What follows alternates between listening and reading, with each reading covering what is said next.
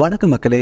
இன்னைக்கு சூரி, சசிகுமார், உன்னி முகுந்தன் நடிச்ச கருடன் படத்தை தான் நம்ம பார்க்க போறோம். நியாயத்துக்கும் விசுவாசத்துக்கும் நடுவுல சிக்கி தவிக்கிற நம்ம சூரியோ கடைசியில என்ன தேர்வு செய்யறாரு தான் படத்தோட ஒன்லைன். இப்ப நம்ம ஸ்ட்ரெயிட்டா படத்துக்குள்ள போலாம் வாங்க. ஒரு சின்ன குட்டி கதை சொல்லிட்டு கிளம்பு. படத்துல ஸ்டார்டிங் சீன்ல பத்திரப்பதிவுத்துறை பதிவுத்துறை அமைச்சராக இருக்கிற நம்ம தங்கமணியை சந்திக்கிற அந்த கட்சியோட வக்கீலோ அவரோட டீலை பத்தி விசாரிக்கிறாரு. அவரும் இந்த இடத்துல பேச முடியாது, அதனால வண்டியில ஏற சொல்றாரு. ஆனா அவரோ அவரோட வண்டியிலேயே பின்னாடி வர்றதா சொல்றாரு. அமைச்சரோ 4-5 காரோட பாதுகாப்பா ரோட்ல போயிட்டு இருக்கும் போது அவரை தூக்குறதுக்காக ஒரு லாரின் வேகமா அவர்கிட்ட வருது. ஆனா அது நின்னுருது. அந்த லாரிக்காரரோ ரிவர்ஸ் எடுக்கிறேன்னு சொல்லிட்டு ரிவர்ஸ் எடுத்துட்டு பின்னாடி வர நம்ம வக்கீலோட காரை அடிச்சு தூக்கிடுறாரு. அதுல ஸ்பாட்லயே டிரைவரும் வக்கீலும் இறந்து போயிடுறாங்க. ஸ்கெட்சினும் அமைச்சருக்குன்னு பார்த்தா கடைசியில அமைச்சர் தான் நம்ம வக்கீலுக்கு ஸ்கெட்சை போட்டு அவரை ஸ்பாட்லயே தூக்கியிருக்காரு. காரணம் அவர் ஏற்படுத்த டீலிங்ல 50% அவர் கேட்டிருக்காரு. இதனாலதான் அவரை கொன்னு இருக்காரு. இறந்து போன வக்கீலோ மவுண்ட் ரோட்ல ஒரு காலியான இடத்தை காமிச்சுதான் டீல் கேட்டிருப்பாரு. அந்த இடத்துக்கு அமைச்சர் போறாரு. மொத்தம் 22 கிரவுண்ட் பரப்பளவு உள்ள அந்த இடமும் இப்போதைக்கு வேல்யூ 330 கோடி வரும்னு சொல்றாங்க. 48 வருஷத்துக்கு முன்னாடி இந்த நிலத்துக்கு சொந்தக்காரங்களோ தேனியில இருக்கிற கோம்பையம்மன் கோயிலுக்கு இந்த நிலத்தை எழுதி வச்சுட்டு ஆஸ்திரேலியால போய் செட்டில் ஆயிடுறாங்க. அவரோட பசங்களுக்கு கூட இந்த நிலத்தை பத்தி தெரியாதுன்னு சொல்றாங்க. ஆனா இந்த நிலத்துக்குள்ள பத்திரமோ கோம்பையம்மன் கோயிலுக்குள்ள இருக்கிறதுனால அதை எடுக்கிறதுக்கு பிளான் பண்றாரு நம்ம அமைச்சர். 90 நாள் கழிச்சு நம்ம இன்ஸ்பெக்டரோ அவங்க பொண்ணோட பர்த்டே கோம்பையம்மன் கோயில்ல வச்சு மற்ற ஸ்டூடெண்ட்ஸ்க்கு எல்லாத்துக்குமே ஸ்பீட் கொடுக்க வச்சு செலிப்ரேட் பண்றாரு. அவங்க பொண்ணும் 6th வரைக்கும் நிறைய ஸ்கூல் டிரான்ஸ்ஃபர் ஆனதுனால எனக்கு ஃப்ரெண்ட்ஸே இல்லை, இந்த ஸ்கூலில் எனக்கு நிறைய ஃப்ரெண்ட்ஸ் இருக்காங்க, அதனால் இனிமேல் டிரான்ஸ்ஃபர் ஆகாதீங்கன்னு ரெக்வஸ்ட் பண்ணுறாங்க. ஆனால் நம்ம இன்ஸ்பெக்டரோ நேராக உயரதிகாரியை மீட் பண்ணி ரிசைன் லெட்டர் கொடுக்குறாரு. அதனால உயரதிகாரியோ இந்த 90 நாள்ல என்ன நடந்துச்சுன்னு சொல்லி டீட்டெயிலா ரிப்போர்ட் எழுதிட்டு வா, அதை பார்த்துட்டு உனக்கு கொடுக்கலாமா இல்லையான்னு யோசிக்கிறேன்னு சொல்லிட்டு அனுப்பி விட்டுறாரு. நம்ம இன்ஸ்பெக்டரோ அந்த 90 நாள் நடந்ததை ரிப்போர்ட்டா எழுதிட்டு இருக்கும் போதே அப்படியே நம்மளுக்கு கதையா சொல்றாரு. இன்ஸ்பெக்டரோ கோம்பையம்மன் கோயில் கிராமத்துக்கு டிரான்ஸ்பர் ஆகி வந்து அவரோட பொருளை எல்லாம் வீட்டுக்குள்ள ஷிப் பண்ணிட்டு இருக்காங்க. அப்ப பீரோவை மாடியில ஏத்தும் போது தவறுதலா அது ஸ்லிப் ஆகி கீழே இருக்கிற அவங்க பொண்ணு மேல ஒழுக வருது. அந்த நேரத்துல அங்க இருக்க சொக்கனும் அந்த பீரோவை தண்ணி விட்டு அவங்க பொண்ணை காப்பாத்துறாரு. வந்த அன்னைக்கே நம்ம உயரதிகாரியோ இன்ஸ்பெக்டருக்கு போன் பண்ணி அந்த கிராமத்துல இருக்கிற கர்ணாவும் ஆதியும் பத்தி டீடைல்ஸை கலெக்ட் பண்ண சொல்றாரு. கர்ணாவும் ஆதியும் சின்ன வயசுல இருந்தே நெருங்கிய நண்பர்கள். எப்படின்னா இவங்க 2 அப்பாவும் நெருங்கிய நண்பர்களா இருந்திருக்காங்க. ஒரு ஆக்சிடென்ட்ல அவங்க 2 பேரும் இறந்து போக அதுக்கப்புறம் இவங்க ரொம்ப நெருக்கம் அதிகமாயிருது. ஆதியோ லாரி டிராவல்ஸ் வச்சு நடத்துறாரு, கொஞ்சம் கோவக்காரரு. இதனால இவர் அழிதறி வெட்டு குத்துரு நிறைய கேஸ் போலீஸ் ஸ்டேஷன்ல இருக்கு. கர்ணாவோ ஜமீனோட வாரிசு, வாழ்ந்து கட்ட ஜமீன் குடும்பம். இவங்களும் வீட்டுல இருக்கிற பண கஷ்டம் தெரியாம 50 சென்ட் நிலத்தை குத்தகை எடுத்து அதுல செங்கசோலை வச்சு செங்கல் செஞ்சு பொழப்ப ஓட்டிக்கிட்டு இருக்காங்க. கர்ணா செய்யற செங்கலை அவரோட லாரியில ஏத்தி வித்து தர்றவர் தான் நம்ம ஆதி. கர்ணாவோட அப்பத்தா செல்லாயி தான் கோம்பையம்மன் கோயிலோட குழு தலைவரா இருக்காங்க. அவங்க தலைவரா இருந்தாலும் கர்ணாவும் ட்ரஸ்டியா இருக்க ஆதிக்கும் தெரியாம கோயில்ல எந்த விஷயமும் நடக்காது. பரம்பரையா கர்ணாவோட ஃபேமிலி தான் அந்த கோயில் பொறுப்பை பாத்துக்கிறாங்க. சொக்கனோ நம்ம கர்ணாவோட தீவிர விசுவாசி. சின்ன வயசுல அந்த கோயில் மடத்துல வாழ்ந்துட்டு வந்தவர் தான் நம்ம சொக்கன். சின்ன வயசுல கருணாவோ அந்த கோயில் மடத்துக்கு ஆப்போசிட்ல உள்ள இடத்துல தான் கிரிக்கெட் விளையாடுவாரு. அப்படி அவர் விளையாண்டுட்டு இருக்கும் போது அவர் அடிக்கிற பந்தோ சாக்கடைக்குள்ள போய் விழுந்துருது. அதை பாக்குற நம்ம சொக்கனோ அதை எடுத்து கொடுத்தது மட்டும் இல்லாம அவரை நாய் ஒரு தடவை கடிக்க வரும்போது அதை ஒரு வாழை போட்டு பிடிச்சி அவரை காப்பாத்துறாரு. கருணாவோ நம்ம சொக்கனை கூட்டு போய் அவங்க வீட்டுல சாப்பாடு கொடுக்குறாரு. அதை பாக்குற நம்ம செல்லாயோ அவனுக்கு சொக்கன் பேரை வச்சு தன் மகன் போல வளர்க்க ஆரம்பிச்சிடுறாங்க. இதுக்கப்புறம் தான் நம்ம சொக்கனோ கருணாவுக்கு விசுவாசியா மாறிடுறாரு. ஆதிக்கோ கல்யாணம் ஆகி 2 குழந்தைகள் இருக்கு. கருணாவுக்கு கல்யாணம் ஆகி 8 வருஷம் ஆயும் இன்னும் குழந்தை இல்ல. கருணா கூட பிசினஸ் பண்றவரோ கலெக்ஷன் பணத்தை வாங்கி சூதாடி அந்த பணத்தை இழந்தது மட்டும் இல்லாம அதை வாங்கலன்னு பொய் சொல்லிடுறாரு. இந்த விஷயத்தை தெரிஞ்சுக்கிட்ட ஆதியோ அத கர்ணா கிட்ட சொல்லி அவரை அடிச்சு துரத்த சொல்றாரு. அதே மாதிரி அவரும் பண்ணிடுறாரு. இந்த நேரத்துல தான் ஏதோ ஒரு காரணத்துக்காக கர்ணாவோ சொக்கனை பலார்னு அரைஞ்சு வீட்டை விட்டு துரத்தி விட்டுறாரு. இதனால சொக்கனோ ஒரு ஹோட்டல் கடையில வேலை பார்த்துட்டு இருக்காரு. அந்த இடத்துல வர அவங்க லவ்வர் வேணுவோ அவங்களுக்கு சாப்பாடு கொடுத்துட்டு போறாங்க. பிளாஷ்பேக்ல நம்ம கர்ணாவோட மச்சான் வைரவேணுவோ பர்வீன்ற முஸ்லீம் பொண்ணை லவ் பண்ணிருக்காரு. 2 பேரும் அப்படி இப்படி இருந்ததுனால பேபி ஃபார்ம் ஆயிடுச்சு. இந்த விஷயத்த அவங்க அக்கா கிட்ட சொல்லி பர்வீன் சொல்லியும் அவர் சொல்லாம தட்டி கழிச்சிருக்காரு. இதனால பர்வீனும் அவங்க ஃப்ரெண்ட் வேணு கிட்ட சொல்ல அவங்களும் நம்ம சொக்கன் கிட்ட இந்த விஷயத்த சொல்லி அது மூலமா கருணா அண்ணனுக்கு தெரிய வச்சிடலான்னு பிளான் பண்றாங்க. இதனால வினுவோ நம்ம பர்வீனை நாளைக்கு வயக்காட்டுக்கு வர சொல்றாங்க. அதே மாதிரி நம்ம சொக்கனையும் தனியா சந்திச்சு ஒரு விஷயம் பேசணும்னு வயக்காட்டுக்கு வர சொல்றாங்க. ஆனா சொக்கனும் வினோ தன்னோட லவ்வ சொல்லதான் கூப்பிட்டுருக்காங்கன்னு அந்த இடத்துக்கு போறாரு. ஆனா அந்த இடத்துக்கு பர்வீன் வர வினோவோ பர்வீனோட லவ் மேட்டரை பேசதான் அவங்கள கூப்பிட்டோன்னு சொல்றாங்க. ஆனா சொக்கனும் பர்வீன் தன்னை லவ் பண்றதா நினைச்சுக்கிட்டு இது ஜென்மத்திலேயே நடக்காதுன்னு சொல்ல பர்வீனோ தான் லவ்வரோட தான் சேர்த்து வைக்க மாட்டாங்கன்னு சொல்றாங்கன்னு தப்பா நினைச்சுக்கிட்டு பக்கத்துல இருக்கிற கிணத்துல போய் குதிச்சிடுறாங்க. இதனால வினோவோ பர்வீனை காப்பாத்துறதுக்காக நம்ம சொக்கனை கிணத்துக்குள்ள தள்ளி விட நம்ம சொக்கனும் நம்ம பர்வீனை காப்பாற்ற முயற்சி பண்ணும்போது பர்வீனும் நம்ம சொக்கனோட தலையை குடிச்சு தண்ணிக்குள்ள அமுக்க அவரும் கொஞ்சம் தண்ணியை குடிக்க ஆரம்பிச்சிடுறாரு. இதனால சுத்தி இருக்கிறவங்க எல்லாம் கீழே குதிச்சு 2 பேரையும் காப்பாத்தி ஹாஸ்பிட்டல்ல அட்மிட் பண்றாங்க. பர்வீனும் கிணத்துல குதிச்சதுனால அவங்களோட கரு கலைஞ்சு போயிருது. சொக்கனை ஹாஸ்பிட்டல சந்திக்கிற நம்ம ஆதியோ பர்வீன் வைரவேல மேட்டரை கருணா கிட்ட சொல்ல வேணான்னு சொல்றாரு. ஆனா அதையும் மீறி ஹாஸ்பிட்டல்ல வர்ற கருணா கிட்ட அவங்க 2 பேரை பத்தி நம்ம சொக்கன் சொல்லிடுறாரு. இதனால ஆதியும் கருணாவும் சேர்ந்து வைரவேலுக்கும் பர்வீனுக்கும் கல்யாணம் பண்ணி வச்சிடலான்னு சொல்றாங்க. ஆனா வைரவேலோட அப்பா இதுக்கு ஒத்துக்க மாட்டேங்கிறாரு.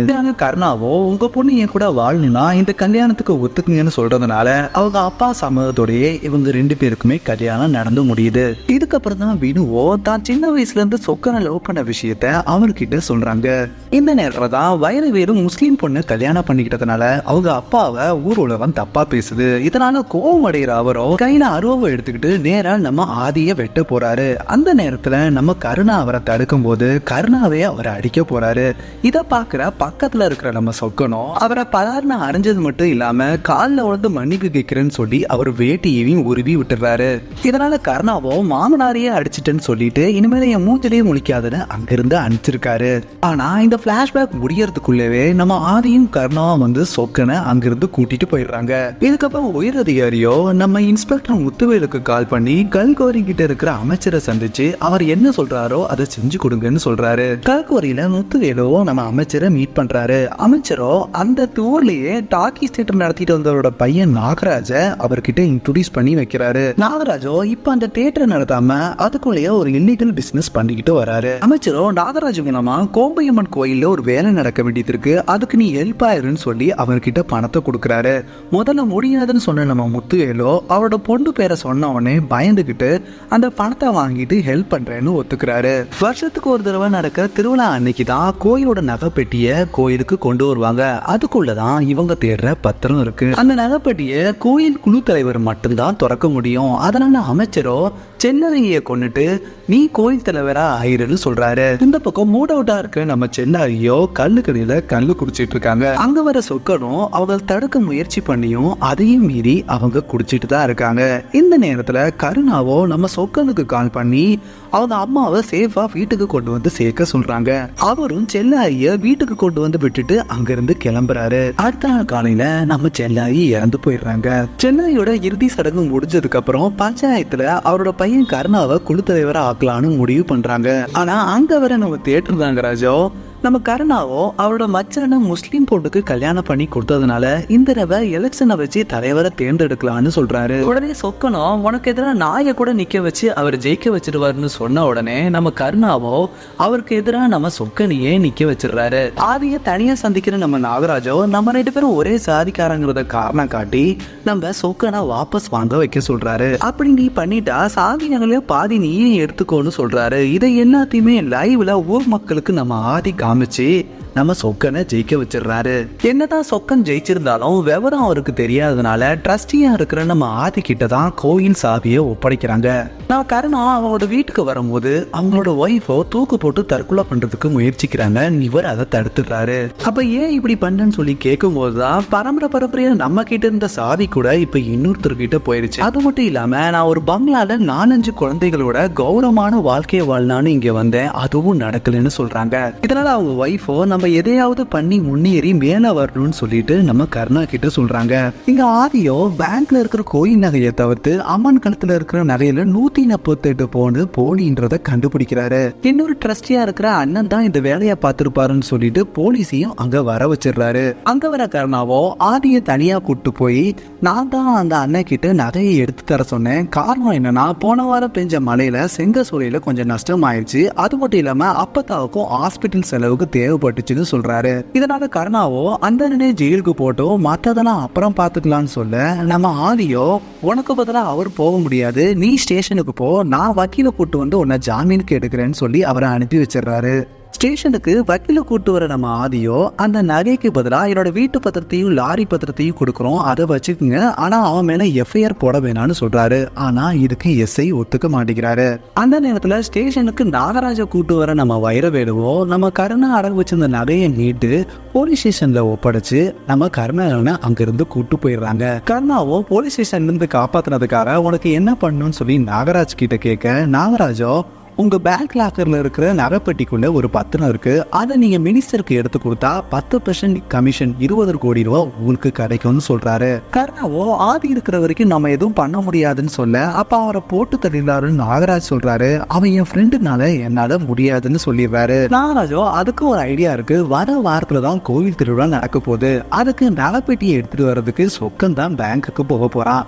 அன்னைக்கு ஆதி அங்க வர முடியாத மாதிரி நான் பிரச்சனையை உருவாக்கிடுறேன். பேங்க்ல இருக்கிற சொக்கம் கிட்ட வீடியோ கால் மூலமா அந்த பத்திரத்தை காமிக்கிறேன். அவன் பெட்டிக்குள்ள போட்டுட்டு எடுத்துட்டு கோயிலுக்கு வர வழியிலேயே எங்க ஆட்கள் மூலமா அந்த பத்திரத்தை எடுத்துடுறோம்னு சொல்லிடுறாரு. திருவிழா அன்னைக்கு முத்துவேலுக்கு நம்ம நாகராஜ் கால் பண்ணி அந்த நகையை எடுத்துட்டு வர பாதுகாப்புக்கு நாங்க சொன்ன 2 கான்ஸ்டபிள் அனுப்புங்கன்னு சொல்றாரு. அவரும் அனுப்பி வைக்கிறாரு. திருவிழா அன்னைக்கு சாமிக்கு பூ வராதனால பூக்காரருக்கு போன் பண்ணா நேர்ல வாங்க, இங்க பிரச்சனையா இருக்குன்னு சொல்லி ஆதியை கூப்பிடுறாங்க. அதே நேரத்துல ஆதியோட ஒய்ஃப் ஆதிக்கு போன் பண்ணி ஸ்கூல்ல நம்ம பையனை காணோம், என்னன்னு தெரியல, வந்து இங்க பாருங்கன்னு சொல்லி அவங்கள கூப்பிடுறாங்க.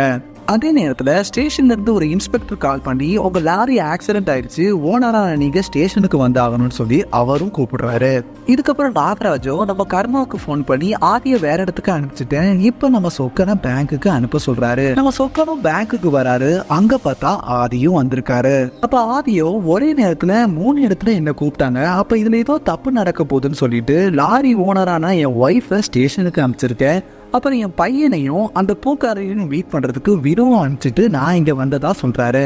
கொஞ்ச நேரத்துல வினுவும் ஆதிக்கு கால் பண்ணி பையனை நான் கூட்டு வந்துட்டு இருக்கேன், பூக்கார்ட்டையும் பேசிட்டேன், அவரும் கொண்டு வந்துடுறேன்னு சொல்லியிருக்காருன்னு சொல்றாங்க. சொக்கனும் பேங்க் லாக்கர்ல நகையை எடுத்து வைக்கும் போது வீடியோ கால் மூலமா நாகராஜ் சொன்ன பத்திரத்தையும் அந்த நகைப்பெட்டிக்குள்ள போட்டுடுறாரு. நாகராஜோட ஆட்களோ நகைப்பெட்டி கோயிலுக்கு போற வழியிலேயே ஆதியை போட்டு தள்ளிட்டு அந்த பத்திரத்தை எடுத்துடலான்னு பிளான் பண்றாங்க. ஆதியோ வேற வழியில அந்த வண்டியை கூட்டு போய் நகைப்பெட்டியை நேரா கோயிலே சேர்த்துடுறாரு. சாமிக்கு முன்னாடி நகைப்பெட்டியை ஓபன் பண்ணி நகையை எடுக்கிற நேரத்துல திடீர்னு பக்கத்துல ஒரு இடத்துல தீ பத்திக்குது. எல்லாரும் அந்த இடத்துல பார்த்துக்கிட்டு இருக்க நேரத்துல நகைப்பட்டியில இருக்கிற பத்திரத்தை நாகராஜோட ஆண் ஒருத்தர் எடுத்துட்டு ஓடி போறாரு. அவரை துரத்திட்டு போற ஆதியோ அவரை அடிச்சு அந்த பத்திரத்தை போடுங்க, நிறைய பேர் நம்ம ஆதியை அடிக்க வந்துடுறாங்க. இதை பார்த்துட்டு நம்ம கருணாவும் சில ஆள்களை அரிச்சு போட்டுட்டு இருக்காரு. இந்த சமயத்துலதான் நம்ம வைரவேலுவோ ஆதியை பின்னாடி குத்துறதுக்காக நெருங்கி வந்துகிட்டு இருக்காரு.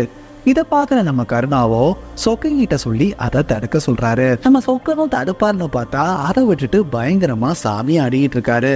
நம்ம வைரவேலும் ஆதிய குத்தத்துக்கு நெருங்குற சமயத்துல பயங்கரமா சாமி ஆடிட்டு இருக்க நம்ம சொக்கனும் பக்கத்துல இருக்கிற கருப்பு சாமியோட பெரிய அருவாவை எடுத்துட்டு ஆடிக்கிட்டே நம்ம வைரவேலோட கையை வெட்டிடுவாரு. இதோட இன்டர்வல் போட்டுறாங்க.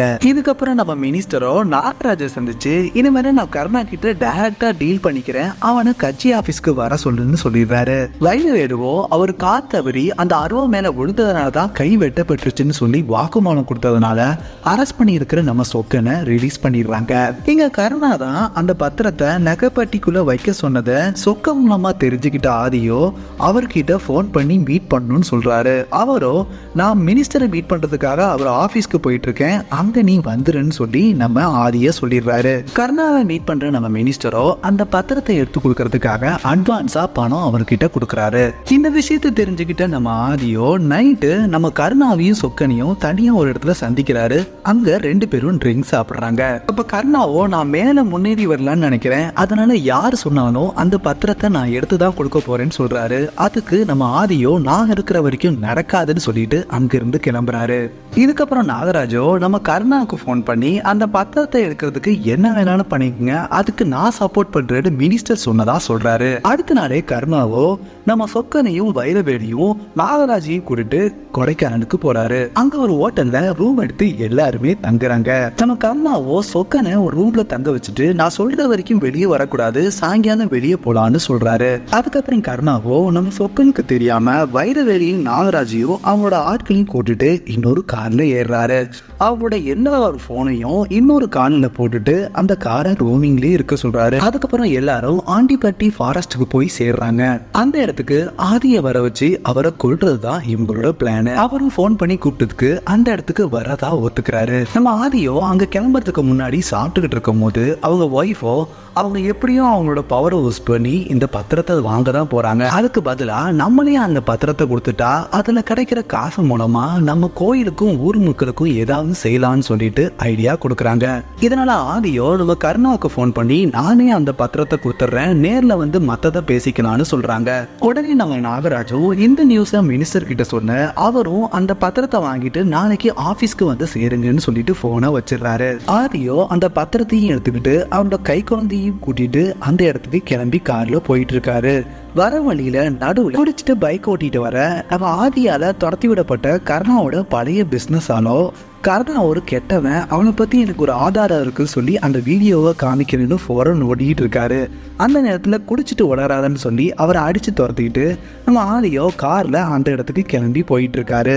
இந்த பக்கம் சொக்கனும் நேத்து அவங்க பேசிக்கிட்டதுல ஆண்டிப்பட்டி ஃபாரஸ்டுக்கு தான் போறதுன்னு தெரிஞ்சுக்கிட்ட அவரோ பஸ்ஸை பிடிச்சி நேரா அந்த இடத்துக்கு வந்து சேர்றாரு. அதே நேரத்துல நம்ம ஆதியும் அந்த இடத்துக்கு வந்து சேர்றாரு.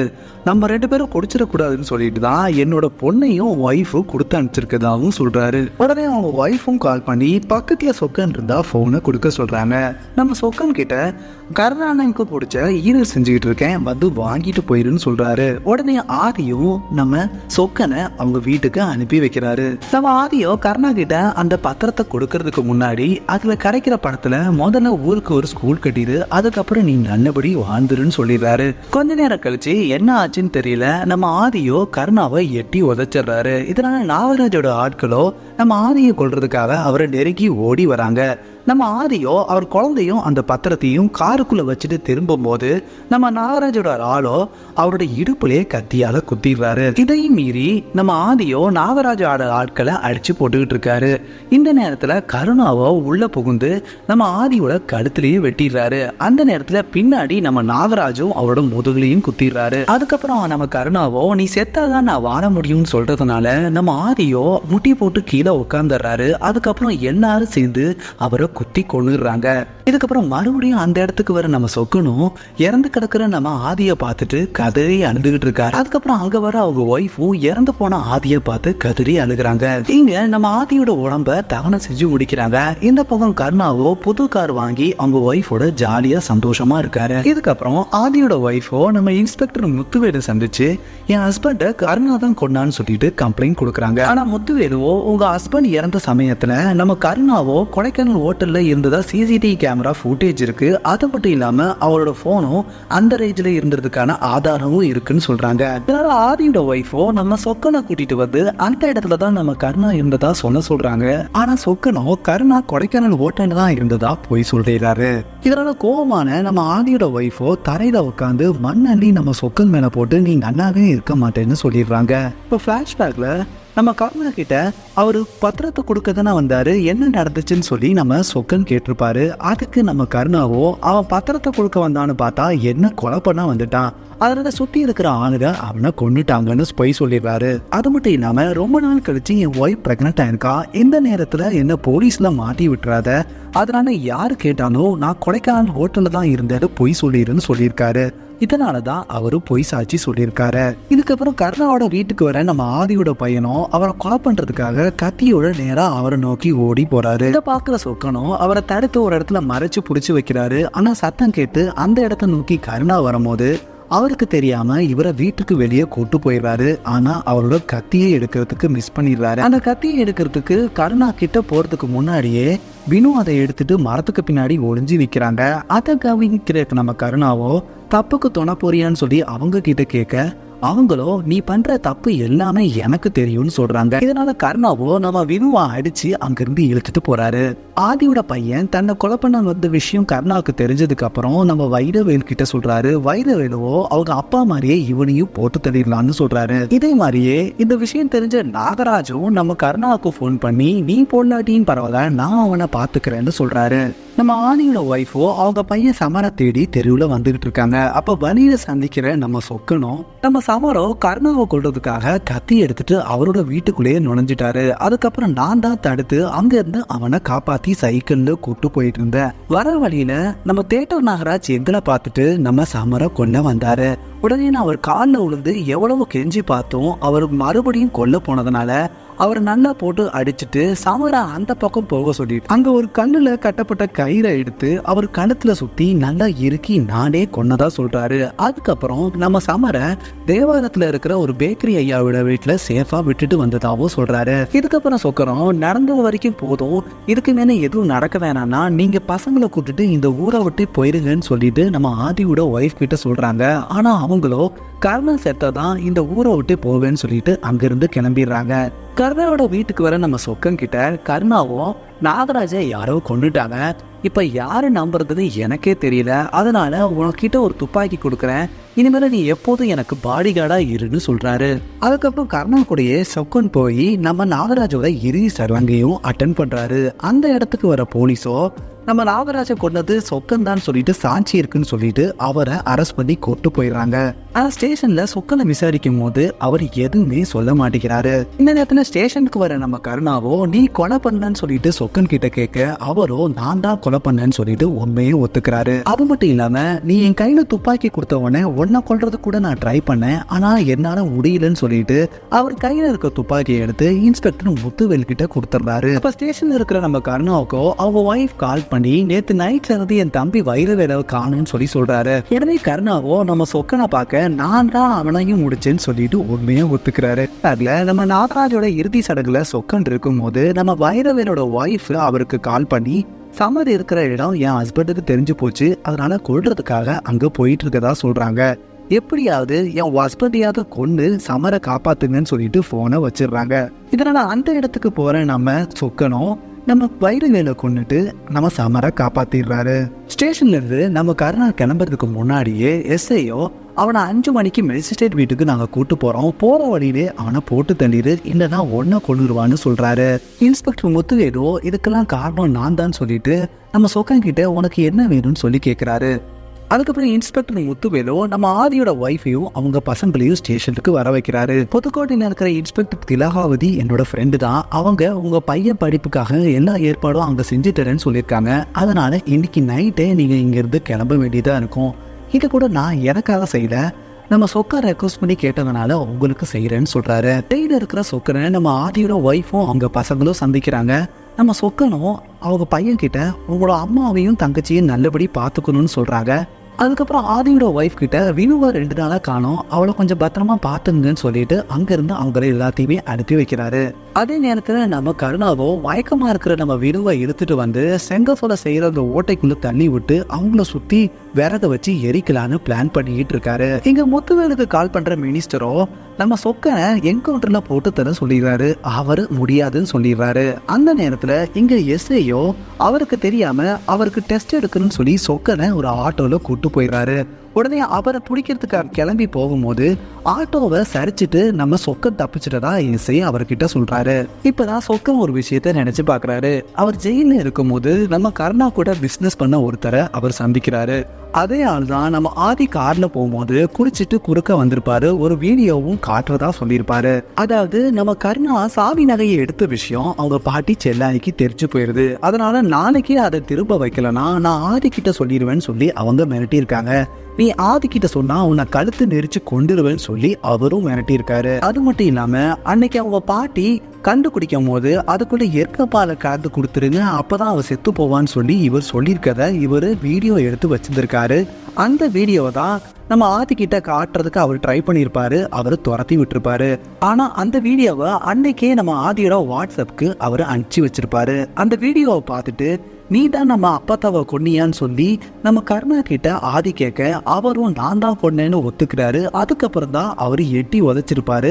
அதுக்கப்புறம் தான் அவங்களுக்கு சண்டை நடந்து அவர் இறந்தும் போயிருக்காரு. ஸோ கடைசியா நம்ம செங்கசோலையில் இருக்கிற கருணாவை மீட் பண்ணி உன்னை பத்தி எல்லா விஷயமும் தெரிஞ்சிச்சு, ஆனா உன்னை என்னால எதுவுமே பண்ண முடியலன்னு சொல்லிட்டு தான் போக வந்தேன்னு சொல்லிட்டு அங்கிருந்து கிளம்பலான் இருக்காரு.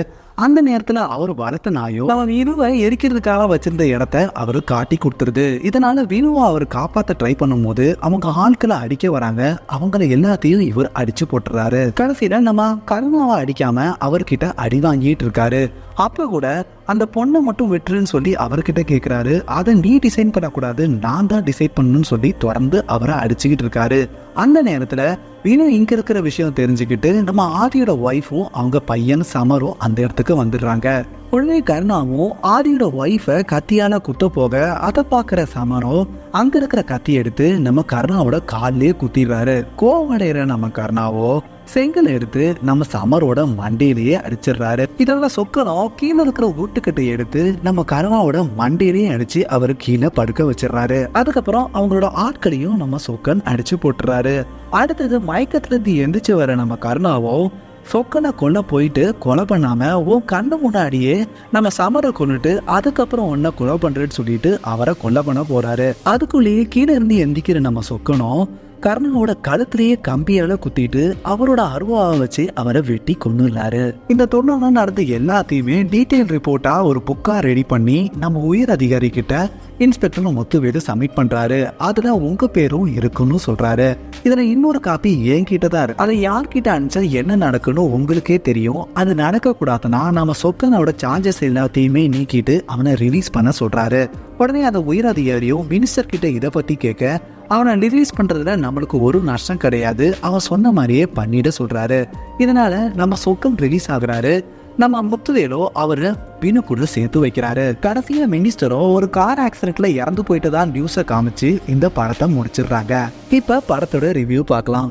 கோயில் திருவிழால ஆக்ரோஷமா ஆடுறது, விசுவாசமா இருக்கிறது, நாயத்துக்கும் உறவுக்கும் நடுவுல தவிக்கிறது, கதறி அழுகிறது, ஆக்ஷன் சீக்வன்ஸ்ன்ட்டு மொத்த தெரியும் ஆக்கிரமிச்சிருக்காரு நம்ம சூரி.